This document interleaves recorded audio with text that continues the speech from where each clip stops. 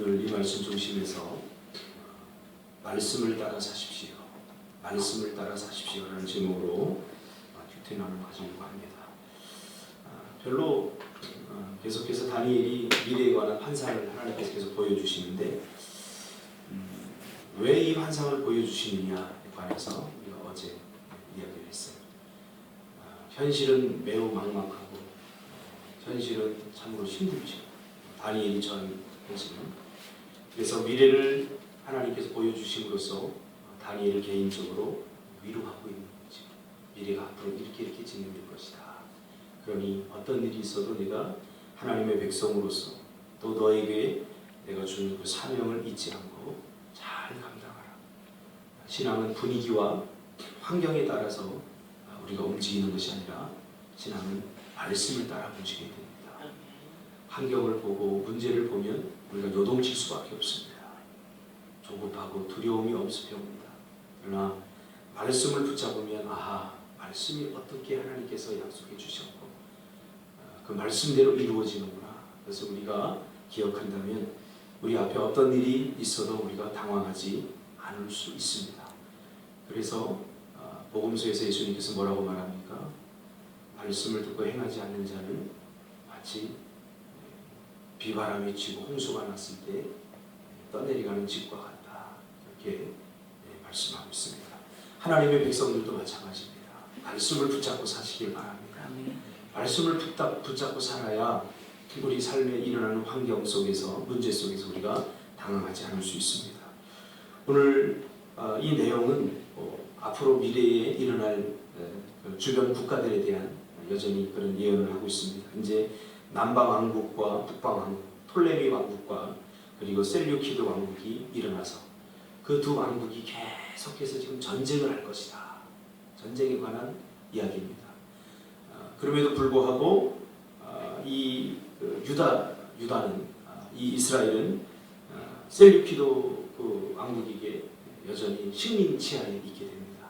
그래서 나중에 두 나라가 전쟁이 일어나는데 이 유대인들이 누구를 의지하냐면 보다 더 힘센 나라를 의지합니다. 두 왕국 중에서 이렇게 저울질하고 있다가 더 힘센 왕국을 의지하게 됩니다. 나중에 이 셀류키드 왕국의 식민지하에 있다가 톨레미 왕국과 전쟁이 일어나니까 유대인들이 아주 중요한 선택을 합니다. 우리가 어느 편에 서야 나중에 더 좋게 될까 고민하다가 톨레미 왕국의 편에 서서 전쟁을 합니다. 물론 식민지하에 있었으니까 아마 많이 당했겠죠. 그래서 톨레미 왕국에 섰다가 완전히 제압당합니다. 셀류키드 왕국이 전쟁에서 이기면서 유대인들이 아주 곤란한 억압과 핍박을 당하게 됩니다. 우리가 말씀을 따라 살아야 될 이유가 여기 있는 거죠. 하나님께서는 계속해서 역사 속에서 말씀하고 계시는 거죠. 사람을 의지하지 말고 왕국을 의지하지 말고 말을 의지하지 말라. 이건 군사력을 의지하지 말라. 우리가 누구를 의지하고 살아야 될지를 하나님께서 분명히 말씀해 주시는 겁니다. 여러분 하나님만을 의지하시기 바랍니다. 참 쉽지 않은 일이에요. 가끔 교회에서 성도님들 이렇게 실망하고 이렇게 교회를 떠나는 사람들 보면 사람을 의지합니다. 목사를 의지하고 이 교회 목사는 좀 다르겠지. 다 똑같습니다. 이 교회 성도는 좀 다르겠지. 다 똑같습니다. 다 똑같습니다. 그래도 그래요. 그래도 어떻게 하나님만 의지하고 살 수 있나? 사람. 그래도 목사님이 좀 괜찮아야죠. 성도들이 괜찮아야죠. 맞습니다. 그러나 그 근본 중심에는 하나님만을 의지해야 됩니다. 그래서 제가 우리 청년들에게 우리 성도들에게 늘 하는 이야기가 있습니다. 저를 너무 의지하지 마십시오. 목사에 대한 기대를 버리시고 제가 가지고 있는 사명에 헌신하십시오. 청년들한테 얘기합니다. 준서가 나한테 실망 많이 했지? 그래, 실망거릴 뿐이야. 내가 참 부족하고 연약한 인생. 그러나 내가 가지고 있는 사명, 우리 교회 3가지 사명, 그 사명이 헌신이 됩니다. 근데 이스라엘 백성들은 자꾸 주변의 환경을 보고 어느 나라를 우리가 의지하고 살아야 될 것인가. 그러다 결국은 톨레미 편에 섰다가 셀리키드 왕국에 제압당하면서 아주 곤란한 일을 겪게 됩니다. 전쟁이 계속해서 끊이지 않는다고 지금 다니엘에게 예언하고 있죠. 근데 전쟁의 원인이 뭐냐? 우리 세 가지로 말하고 있습니다. 첫째로는 욕심이 전쟁의 원인이다. 그러니 너희들도 욕심을 따라 살아서는 안 된다. 하나님의 말씀을 따라 살아야 된다. 그렇게 말하고 있는 거죠. 성경에도 분명히 이야기하고 있죠. 욕심이 인대한 즉 죄를 하고 죄가 장성한 즉 사망을 낳느니라. 욕심이 뭡니까? 욕심은 하나님이 나에게 주신 현재의 삶을 누리지 못하고 자족하지 못하고 감사하지 못하는 것이 욕심입니다. 엊그제도 또 수요일날도 제가 설교했지만 늘 우리는 불평합니다. 늘 원망합니다. 누구를 향해서 한국에 대한 한국 사람들에 대한 이미지, 외국인들에게 비친 한국 사람들에 대한 이미지. 한국 사람들은 왜 이렇게 투덜거립니까? 왜 이렇게 불평이 많습니까? 왜 욕심이 많습니까? 여러분, 하나님께서 주신 하루를 감사로 채워나가시길 바랍니다. 그리고 자족하세요. 더 많이 갖지 못한 것에 대해서 더 내가 큰 꿈을 이루지 못하고 더 성공하지 못한 것에 대해서 더 열등감을 가질 필요 없습니다. 그건 세상 사람들이 기준이에요. 우리가 여전히 현재 삶 속에서 하나님과 함께 동행하고 있다면 그 사람은 성공한 사람입니다. 하나님 없이 성공하는 것, 그게 욕심이죠. 그래서 여러분, 오늘 하루도 감사와 또 하나님이 주신 하루 자족하면서 사시기를 주님의 이름으로 축복합니다. 아멘. 배재광 집사님 컴퓨터 한 대 못 팔아도 감사하세요. 아멘. 투덜거리지 마시고 원망하지 마시고 불평하지 마시고. 이 욕심이 주변 국가들을 보니까 저 나라를 우리가 힘이 세니까 좀 점령하고 싶다. 이 욕심이 계속해서 불행을 만들어내는 거죠. 두 번째로 이 전쟁의 원인은 분노입니다. 분노. 어제도 제가 정도전을 보니까 원나라에서 고려 말기에 북방을 이렇게 자기네 땅이라고 우기더라고. 그러면서 거기다 방언을 붙이고 고려인들을 떠나라 그럽니다. 근데 그 소리를 듣고 최영 장군이 분노를 합니다. 근데 우리나라는 원나라와 싸울 만한 힘이 없어요. 그래서 좀 굽힐 줄 알아야 되죠. 좀 사신을 보내서 이게 외견대 무장 출신, 군인 출신 이 최영이 화를 냅니다. 이성계가 막 말려요. 지금은 싸울 때가 아니라고. 때를 잘 구분해야 되죠. 근데 분노가 일어나면 떼고 먹고 없습니다. 성경에서도 분노에 대해서 이야기하고 있습니다. 에베소 4장 26절에 보니까 분을 내어도 죄를 짓지 말며 해가 지도록 품지 말라. 그러니까 분노라고 하는 감정 자체가 나쁜 것은 아닙니다. 분노에는 옳고 그름이 없습니다. 왜요? 우리 사람의 감정이기 때문에. 누구나 분노할 수 있어요. 예수님도 분노했는데.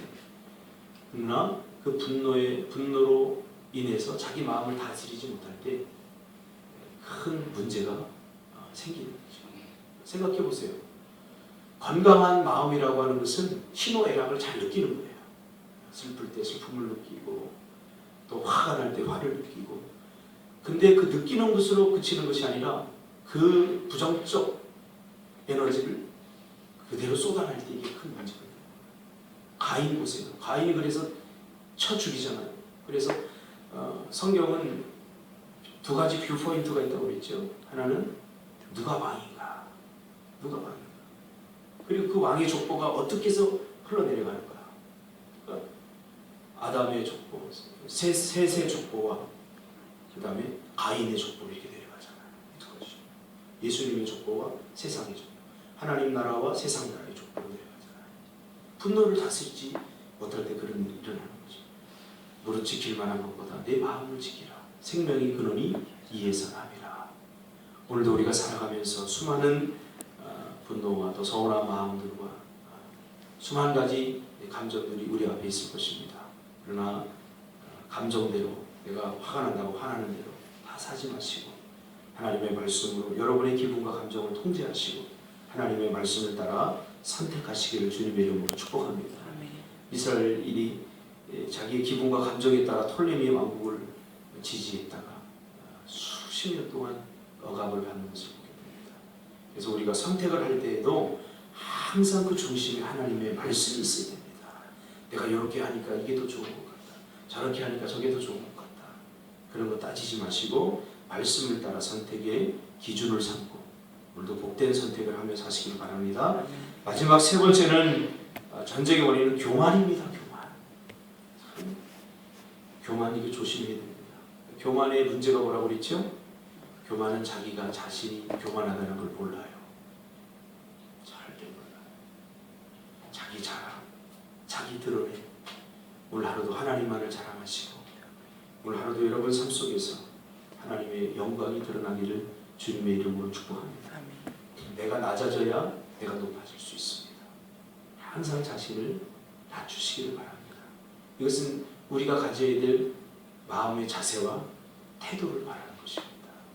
목사가 얼마나 교만한지 몰라요. 세미나를 이렇게 들어가면 가끔 전도사들이 강사로 나와요. 그러면 마음속에 야, 내가 목사 되든 내가 잘 모르겠는데 전도사 주제에 뭘 가르치려고 그러냐 이런 마음이 들어요. 없습니다. 그러면요 가르치는 게 잘 안 들어와요.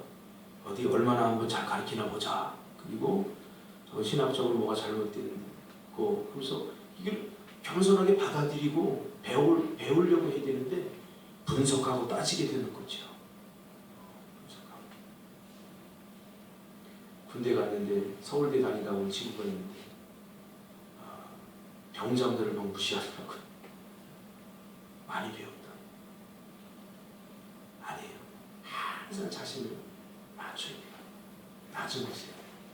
부지런히 배우고 더 많이 배우고 다른 사람들도 더 많은 지식을 가지세요. 그러나 마음의 자세는 항상 낮은 곳에 둬야 돼요. 돈을 많이 벌어줘야 돼요. 부자가 되세요. 그래 하나님 일도 우리가 시원하게 할 수 있어요.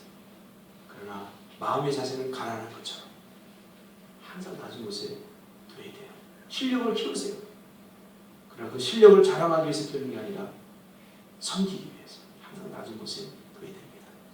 오늘 하루도 우리가 말씀을 따라 겸손하게 사는 하루가 되시기를 주님의 이름으로 축복합니다. 기도하겠습니다.